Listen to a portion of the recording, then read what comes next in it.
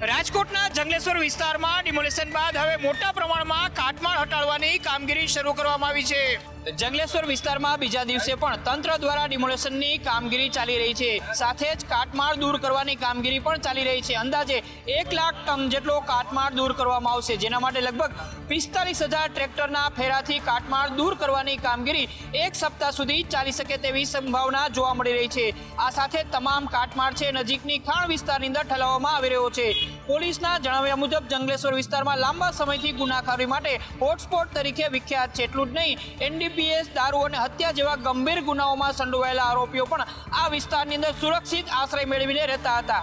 આ કાર્યવાહીથી સૌથી પહેલાં તો એમનું જે મોરલ હોય અસામાજિક તત્વોનું એ ઘણું એને તોડી પાડવામાં આવ્યું છે અને એમને એક સ્પષ્ટ સંદેશો જે છે કે જો એ આવી જ પ્રવૃત્તિઓ કરતા રહેશે તો એમની મિલકતો પણ અહીંયા બરકરાર રહીને નહીં રહે અને ભૂતકાળમાં એનડીપીએસ સાથે સંકળાયેલા, વેપન સાથે સંકળાયેલા કે પછી ગેરકાયદેસર હેરાફેરીમાં હત્યાની સાથે સંકળાયેલા, ઇવન દારૂ જુગારના અડ્ડાઓ પણ અહીંયા રહેલા છે, તો એ બધું જ અહીંયા આની સાથે સાથે ડિમોલિશ થયું। મહત્વનું છે કે જંગલેશ્વર વિસ્તારમાં દબાણો દૂર થતાં જ પોલીસને ગુનાખોરી રોકવા માટે અસરકારક કામગીરી કરવાની તક મળશે। એટલું જ નહીં, તંત્રને વિશ્વાસ છે કે વિસ્તારની અંદર સુરક્ષા વધશે અને ક્રાઇમ રેટમાં મોટો ઘટાડો થશે। સુરતમાં આજે ભાજપના મહિલા મોરચા દ્વારા રાહુલ ગાંધીનો વિરોધ કરવામાં આવ્યો। સુરતમાં રાજકીય તાપમાન ચરણસીમાએ જોવા મળ્યો હતો। એઆઈ સમિટમાં દેશની છબી ખરાબ કરવાનો આક્ષેપ સાથે કોંગ્રેસના નેતા રાહુલ ગાંધી સામે ભાજપ મહિલા મોરચાએ વિરોધ નોંધાવ્યો હતો। વિરોધકારીઓએ હાથમાં પોસ્ટર, બેનર લઈને રાહુલ ગાંધી માફી માંગેના નારા લગાવ્યા અને કડક કાર્યવાહીની માંગ કરી છે। આજના મહિલા મોરચાના જે અપમાન થયું છે એના સંદર્ભમાં ભારતીય જનતા પાર્ટી મહિલા મોરચા દ્વારા આજે ધરણાનો કાર્યક્રમ છે। ભારતની છબી ખરડાવવાનો જે પ્રયત્ન રાહુલ ગાંધીએ કર્યો છે એટલે મા ભારતીનું અપમાન કહેવાય। જ્યારે મા ભારતીની વાત આવે છે ને ત્યારે દેશના કોઈ પણ રાજકીય પક્ષ જોવામાં આવતા જ નથી, કારણ કે દરેક પક્ષ ભારત મામાં સમાવિષ્ટ હોય છે અને આ પ્રકારે જો ભારત માતાનું અપમાન રાહુલ ગાંધી વારંવાર કરતા આવશે તો હું તો એમ કહું છું, રાહુલ ગાંધીને દેશ છોડો, એને કરડી મૂકો। પોલીસના ચુસ્ત બંદોબસ્ત વચ્ચે આ વિરોધ શાંતિપૂર્ણ રહ્યો, પરંતુ આક્ષેપ પ્રતિ આક્ષેપની લડાઈ તેજ રહી। સુરત શહેરના વ્યસ્ત ટેક્સટાઇલ માર્કેટમાં અચાનક આગ ફાટી નીકળતા અફરાતફરીનો માહોલ સર્જાયો હતો।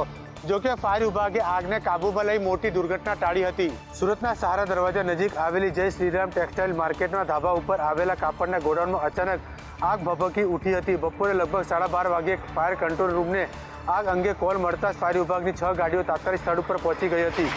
પરિસ્થિતિની ગંભીરતા જોતા વધુ આગ ફાયર લેન્ડરોને બોલાવવાની ફરજ પડી હતી। આગ લાગતા સમગ્ર માર્કેટ વિસ્તારમાં દોડધામ મચી ગઈ હતી અને વેપારીઓ તેમજ કામદારોમાં ભયનો માહોલ સર્જાયો હતો। માહિતી મુજબ ગોડાઉનમાં ધાબા ઉપર હતું અને આખું ધાબું પતરાથી બંધ હાલતમાં હોવાથી આગ કાબૂમાં લેવા ફાયર જવાનોને ભારે મુશ્કેલીનો સામનો કરવો પડ્યો હતો। આગ દરમિયાન 3 લોકો લિફ્ટમાં ફસાઈ ગયા હતા, તેમને ફાયર વિભાગના જવાનો દ્વારા સુરક્ષિત રીતે રેસ્ક્યુ કરી નીચે ઉતાર્યા હતા। ફાયર વિભાગની સતતની કામગીરી કાઢ્યા બાદ આગ કાબૂમાં લેવામાં સફળતા મળી હતી। હાલ તો આ ઘટનામાં જ આગ લાગવાનું ચોક્કસ કારણને લઈ તપાસ શરૂ કરવામાં આવી છે, ત્યારે આ ઘટનાને લઈ ટેક્સટાઇલ માર્કેટમાં સુરક્ષા વ્યવસ્થાને લઈને પણ સવાલો ઉઠ્યા છે। વડોદરા શહેરના મકરપુરા વિસ્તારમાં પડેલો ભૂવો એ સામાન્ય ખામી નહીં, પરંતુ વડોદરા શહેરના વિકાસ મોડેલ સામે ઊભો થયેલો મોટો સવાલ છે। મકરપુરા રોડ પર અચાનક ભૂવો પડ્યાની જાણ થતાં તંત્ર દોડતું થયું હતું। પ્રાથમિક રીતે સામાન્ય ભૂવો હોવાનું માનવામાં આવતું હતું, પરંતુ જ્યારે કોર્પોરેશન દ્વારા ખોદકામ હાથ ધરાયું ત્યારે ચોંકાવનારી હકીકત સામે આવી। તપાસમાં જાણવા મળ્યું કે આ ભૂવો નહીં, પરંતુ વર્ષો જૂનો કૂવો હતો, જેને ભૂતકાળમાં પૂરી દેતા તેના પર રોડ બનાવી દેવાયો હતો। અંદર ખાલી જગ્યા રહી જતા સમયાંતરે જમીન બેસી ગઈ અને રસ્તો ધસી પડ્યો હોવાનું અનુમાન છે। ઘટના સ્થળે સુરક્ષા વ્યવસ્થા ગોઠવી ટ્રાફિકને ડાયવર્ટ કરવામાં આવ્યો હતો। હાલ કોર્પોરેશન દ્વારા બંધ પડેલા કૂવાનું પુરાણ કરી દેવામાં આવ્યું છે અને ભવિષ્યમાં આવી ઘટના ન બને તે માટે તકેદારીના પગલાં લેવાની ખાતરી આપવામાં આવી છે। વિકાસના નામે ભૂતકાળને દટાવી દેવાશે તો ક્યારે શહેરની જમીન ધસી પડે તેની કોઈ ખાતરી નથી। અમદાવાદ ભાજપમાં ફરી એક વખત આંતરિક વિવાદ સામે આવ્યો છે અને રાજકીય અણબનાવનો ભોગ બન્યા છે સામાન્ય નાગરિકો। શહેરના ઇન્દ્રપુરી વોર્ડમાં આવેલી દિવ્યકુંજ સોસાયટીમાં આરસીસી રોડ બનાવવાના કામને લઈને વિવાદ ઊભો થયો છે। 21 ફેબ્રુઆરીએ રોડના ખાતમુહૂર્તનું આયોજન કરવામાં આવ્યું હતું, પરંતુ કાર્યક્રમ પહેલા જ કામ અટકાવી દેવામાં આવ્યું છે। જાણકારી મુજબ વોર્ડના યુવા મોરચાના પ્રમુખ અને સોસાયટીના ચેરમેન વિકી પટેલ અને સ્થાનિક એમએલએ હસમુખ પટેલ વચ્ચે લાંબા સમયથી વિવાદ ચાલી રહ્યો છે। આ રાજકીય ખેંચતાણથી સીધી અસર વિકાસના કામ પર પડી છે। સોસાયટીના રહીશોનું કહેવું છે કે રાજકીય અહંકાર વચ્ચે તેમના વિસ્તારનો વિકાસ અટવાઈ ગયો છે. રસ્તો ન બનતા લોકોને દૈનિક અવરજવર કરવામાં મુશ્કેલીનો સામનો કરવો પડી રહ્યો છે. પાર્ટીની અંદરના મતભેદો જો જાહેર વિકાસને અડચણરૂપ બનશે તો પ્રશ્ન માત્ર રાજકારણનો નહીં પરંતુ હક અને સુવિધાનો રહેશે. ત્યારે જોવાનું રહ્યું કે નેતા હોય કે અધિકારીઓ પોતાનો ઈગો સાઈડમાં મૂકીને વિકાસને પ્રાથમિકતા આપે છે કે નહીં. અમદાવાદનો ઐતિહાસિક બનેલો એલિસ બ્રિજ હવે માત્ર માર્ગ નથી પરંતુ હેરિટેજ બ્રિજની એક આગવી ઓળખ નિશાન બનશે. શહેરનો જર્જરિત બની રહેલો એલિસ બ્રિજ હવે હેરિટેજ વોકવે બ્રિજ તરીકે નવી ઓળખ મેળવી રહ્યું છે. 42.9 કરોડના ખર્ચે બ્રિજના સમારકામ અને વિકાસની કામગીરી તેજ ગતિએ ચાલી રહી છે. સ્ટીલ સ્ટ્રક્ચર પર નવી ફ્લોરિંગ કરવાની પ્રક્રિયા હાથ ધરાઈ છે જેથી લોકોને સુરક્ષિત અને આકર્ષકનો માર્ગ મળી રહે. બ્રિજ પર બેસી શકાય તેવી વિશેષ વ્યવસ્થા પણ ઊભી કરવામાં આવી રહી છે જેથી શહેરીજનો સાબરમતી નદીના દ્રશ્યોનો આનંદ લઈ શકે. બ્રિજને તેની ઐતિહાસિક ઓળખ જાળવી રાખીને હેરિટેજ લુક આપવામાં આવી રહ્યો છે. સાથે સાથે આધુનિક સુવિધાઓનો પણ સમાવેશ કરવામાં આવ્યો છે. આ પ્રોજેક્ટ પૂર્ણ થયા બાદ એલિસ બ્રિજ માત્ર એક બ્રિજ નહીં પરંતુ શહેરનું નવું લેન્ડમાર્ક બનશે જ્યાં ઇતિહાસ અને આધુનિકતાની એક સાથે જોવા મળશે. વિકાસ અને વારસાની સાથે અમદાવાદને આ પહેલ એક નવી ઓળખ આપશે. સાથે સાથે ભવિષ્યની અલગ જ ભવ્યતા અને ભૂતકાળની આ જે વારસો હતો તેને જાળવી રાખવાની એક નવી દિશા તરફ અમદાવાદ આગળ વધી રહ્યું છે.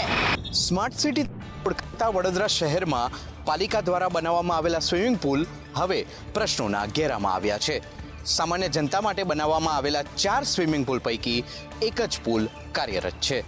સ્માર્ટ સિટીનું બોર્ડ લગાવી સુવિધાઓના દાવા કરતી વડોદરા પાલિકા મૂળભૂત સુવિધાઓ આપવામાં નિષ્ફળ ગઈ હોવાના આક્ષેપો થઈ રહ્યા છે. શહેરમાં કારેલીબાગ, લાલબાગ, સરદારબાગ અને રાજીવ ગાંધી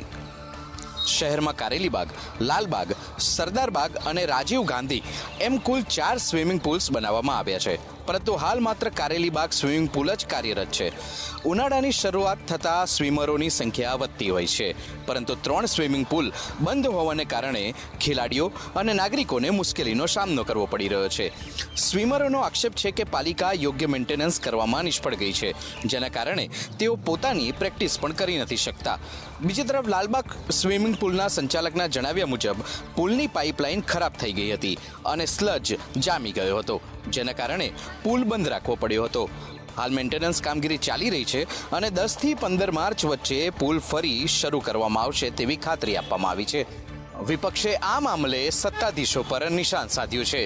વિપક્ષનું કહેવું છે કે ઉનાળાના સમયમાં પણ જો પાલિકા સ્વિમિંગ પુલ શરૂ રાખી નથી શકતી તો તે પાલિકાની નિષ્ફળતા દર્શાવે છે. માહોલ સુરતના ગજેરા બંધુ સામે લુકઆઉટ નોટિસ જાહેર કર્યા બાદ ફરિયાદી કેમેરા સમક્ષ આવ્યા. પ્રવીણ અગ્રવાલે સંદેશ ન્યૂઝ સાથે ખાસ વાતચીત કર્યા બાદ ચોંકાવનારા આક્ષેપો કર્યા. પ્રવીણ અગ્રવાલનો આક્ષેપ છે કે જમીનમાં ભાગીદારી બનાવીને બાદમાં ખોટા દસ્તાવેજ તૈયાર કરીને તેમની ભાગીદારી ઓછી કરી દેવામાં આવી. તેમણે કહ્યું કે કરોડો રૂપિયા બારોબાર વિદેશ મોકલી દેવામાં આવ્યા અને હવાલા કૌભાંડને પણ અંજામ આપ્યો. ફરિયાદીનો દાવો છે કે આખું ગજેરા ગ્રુપ સુનિયોજિત રીતે ઠગાઈ શોમાં સંડોવાયેલું છે અને આ મામલે ભગાડુ હીરા વેપારી મેહુલ ચોકસીનું નામ પણ તેમણે જોડ્યું છે. ફરિયાદી અનુસાર મેહુલ ચોકસી પણ ગજેરા બંધુઓની ભાગીદારી રહ્યો છે. ફરિયાદીએ સ્પષ્ટ કહ્યું છે કે તેમને ન્યાયતંત્ર ઉપર પૂર્ણ ભરોસો છે અને સત્ય બહાર આવશે. લુકઆઉટ નોટિસ જાહેર કર્યા બાદ તપાસ એજન્સીઓ સક્રિય થઈ છે અને આ તપાસનો વિષય શહેરમાં ચર્ચાનો વિષય બન્યો છે. ખંડણી કેસમાં કીર્તિ પટેલ બાદ હવે દિવ્યા સાવલાણીની અટકાયત કરવામાં આવી છે. હોસ્પિટલમાંથી રજા મળતા જ પોલીસે કાયદેસરની કાર્યવાહી હાથ ધરી છે. જૂનાગઢમાં ચર્ચાસ્પદ બનેલા ખંડણી કેસમાં પોલીસે દિવ્યા સાવલાણીની અટકાયત કરી છે. આરોપ છે કે દિવ્યાએ અફઝલ નામના યુવાન પાસેથી 20 લાખ રૂપિયાની ખંડણીની માંગણી કરી હતી. આ કેસ સામે આવ્યા બાદ યુવકે માનસિક દબાણમાં આવી આપઘાતનો પ્રયત્ન કર્યો હતો જેને પગલે સમગ્ર મામલો વધુ ગંભીર બન્યો હતો. ઘટનાક્રમ દરમિયાન દિવ્યા સાવલાણીએ પણ ઝેરી દવા પી આત્મહત્યાનો પ્રયાસ કર્યો હતો જેને કારણે તેમને તાત્કાલિક સારવાર માટે સિવિલ હોસ્પિટલમાં ખસેડવામાં આવ્યા હતા. છેલ્લા 3 દિવસથી તેઓ સારવાર હેઠળ હતા. હોસ્પિટલમાંથી રજા મળ્યા બાદ જૂનાગઢ તાલુકા પોલીસ દ્વારા તેમની અટકાયત કરી અને કાયદેસરની કાર્યવાહી શરૂ કરી છે. મહત્વનું છે કે ખંડણી અને દબાણ જેવા ગુનાઓ સામે પોલીસ હવે કડક વલણ અપનાવી રહી છે. દિવ્યા સાવલાણીની અટકાયત બાદ હવે સમગ્ર કેસમાં વધુ ખુલાસા થાય તેવી પૂરેપૂરી શક્યતા છે. અમેરિકાના ટેરિફ ઘટાડા બાદ સુરતના હીરા ઉદ્યોગમાં પોઝિટિવ માહોલ છે તે જોવા મળી રહ્યો છે પરંતુ આ હકારાત્મકતા વચ્ચે કેટલીક અફવાઓ છે તે પણ જોવા મળી રહી છે. અમેરિકન ટેરિફ ઘટાડાને લઈને સુરતના હીરા અને જ્વેલરી ઉદ્યોગમાં ડિસ્કાઉન્ટ આપવાની માંગ અંગે ચાલી રહેલી ચર્ચાઓને ઉદ્યોગકારોએ ખોટી અફવા છે તે ગણાવી છે. ઉદ્યોગકારોનું કહેવું છે કે ટેરિફ અંગે સંપૂર્ણપણે 0% થઈ ગયો છે, જેથી વેપારીઓ માટે નુકસાનમાં વેપાર કરવાની કોઈ જરૂરિયાત નથી. ઘણા લાંબા સમય બાદ હીરા બજારમાં પોઝિટિવ માહોલ છે તે ઊભો થયો છે. અગાઉ 50% ટેરિફ ઘટીને 18% થયો હતો અને હવે સંપૂર્ણપણે દૂર કરવામાં આવ્યો છે.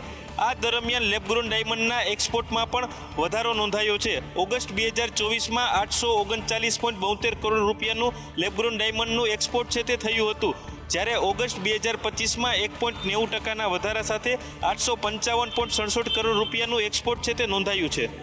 ઉદ્યોગકારોએ સ્પષ્ટ કર્યું કે ડિસ્કાઉન્ટ અંગેની ચર્ચાઓ માત્ર અફવા છે.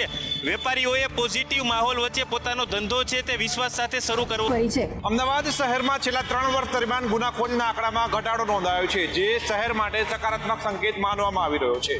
અમદાવાદ શહેરમાં છેલ્લા 3 વર્ષ દરમિયાન કુલ ગુનાઓમાં 21.85%નો ઘટાડો નોંધાયો છે. ખાસ કરીને હત્યા અને મારામારી જેવા ગંભીર ગુનાઓમાં 21.32%નો ઘટાડો નોંધાતા પોલીસની કામગીરી અસરકારક સાબિત થઈ રહી હોવાનું માનવામાં આવી રહ્યું છે. તે ઉપરાંત ચોરી અને લૂંટ જેવી સંપત્તિ સંબંધિત ગુનાઓમાં પણ 32.28%નો ઘટાડો નોંધાયો છે. મહિલા સંબંધિત ગુનાઓમાં પણ 27.96% ઘટાડો નોંધાયો છે, જે મહિલાઓની સુરક્ષાની દ્રષ્ટિએ મહત્વપૂર્ણ ગણાય છે. સાથે સાથે એટ્રોસિટીના ગુનાઓમાં પણ છેલ્લા 3 વર્ષમાં 40%નો નોંધપાત્ર ઘટાડો થયો છે. પોલીસ દ્વારા સતત પેટ્રોલિંગ, સર્વેલન્સ અને કડક કાર્યવાહી કરવાના પરિણામે આ ઘટાડો શક્ય બન્યો હોવાનું માનવામાં આવી રહ્યું છે. તો બીજી તરફ છેતરપિંડી અને ચીટિંગના ગુનામાં 47%નો વધારો નોંધાયો છે, જે અમદાવાદ શહેર પોલીસ માટે ચિંતાજનક છે. ભાવનગર શહેર ભાજપ મહિલા મોરચા દ્વારા ધરણા કાર્યક્રમ યોજાયો. ભાજપ મહિલા મોરચા દ્વારા કોંગ્રેસ નેતા રાહુલ ગાંધીનો વિરોધ કરવામાં આવ્યો. દિલ્હીમાં યોજાયેલ એઆઈ સમિટ અંગે કોંગ્રેસના રાહુલ ગાંધી દ્વારા ટિપ્પણી કરવામાં આવી હતી. કોંગ્રેસના રાહુલ ગાંધી માફી માંગે તેવી માંગ કરવામાં આવી. પોસ્ટર સાથે વિરોધ કરવામાં આવ્યો. ઘોઘા ગેટ ચોક ખાતે મોટી સંખ્યામાં મહિલા મોરચાના આગેવાનો, કાર્યકર્તા બહેનો ઉપસ્થિત રહ્યા હતા. અમરેલી સિવિલ હોસ્પિટલમાં ગર્ભાશયના ઓપરેશન બાદ મહિલાનું શંકાસ્પદ મોત થતાં દેવી પૂજક સમાજમાં ભારે આક્રોશ ફાટી નીકળ્યો, જેના કારણે છેલ્લા 5 દિવસથી પરિવારજનોએ ન્યાયની માંગ સાથે મૃતદેહ સ્વીકારવાનો ઇનકાર કરી સિવિલ પટાંગણમાં જ ધરણા શરૂ કર્યા. ભાવનગર ખાતે મોકલાયેલ ફોરેન્સિક રિપોર્ટમાં થઈ રહેલ વિલંબને પગલે રોષે ભરાયેલા સમાજના લોકોને મહિલાઓએ છાજ્યા લઈ પ્રદર્શન કર્યું.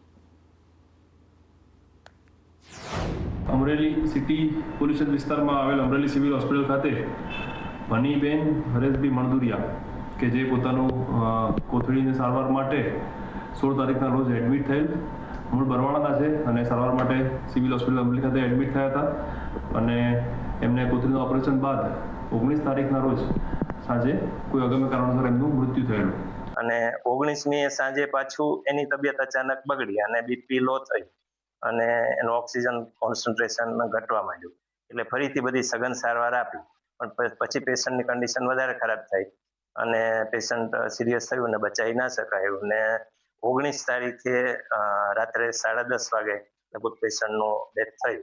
મારા સમાજની બૈરા 19 તારીખે પાછી થયેલી છે, એની કોથળીનું ઓપરેશન કરાવવા આવેલી હતી અને ઓપરેશન કરવાથી જે કોથળીની અંદર નસ આવે લોહીની, એ નસ કાપી નાખવાથી બૈરાનું મોત નીપજેલું છે અને અમે આ 6 દિવસથી લાશ લઈને બેઠા છીએ કે આ તંત્ર ઉપર જે મેનેજમેન્ટ જે છે, ટ્રસ્ટીઓ જે છે, જે આ ડૉક્ટરો શીખાવશે એની માટે કેસ થવો જોઈએ. આ એક ફેરી નહીં, એવા 3-4 કેસ છે, એટલે અમે એની માટે કેસ ન થાય ત્યાં લગી લાશ લેવા નથી. 7 દિવસથી દવાખાનામાં લાયા હતા, ઓપરેશન કોથળીનું કરાયું હતું, કોથળીનું ઓપરેશન કરાયું હતું. ડૉક્ટરના હિસાબથી મારા પત્નીનો જે નસ હતી કપાઈ ગઈ અને એમાંથી લોહી પડવા મળ્યો તો ફરી વખત ઓપરેશન કરાવ્યું. ઓપરેશન કરાવીને 19 તારીખે 10:30 ઓફ થઈ ગયા. ભાવનગર હોસ્પિટલમાં ભાવનગર લઈ ગયા, હજી અત્યારે સુધી 6 દિવસથી મારી વાઇટની લાશ પડી છે, પણ તો એ જે રિપોર્ટ નથી આવતો, કોઈ જાણકારી નથી આવતી, કોઈ વસ્તુ કરતા નથી.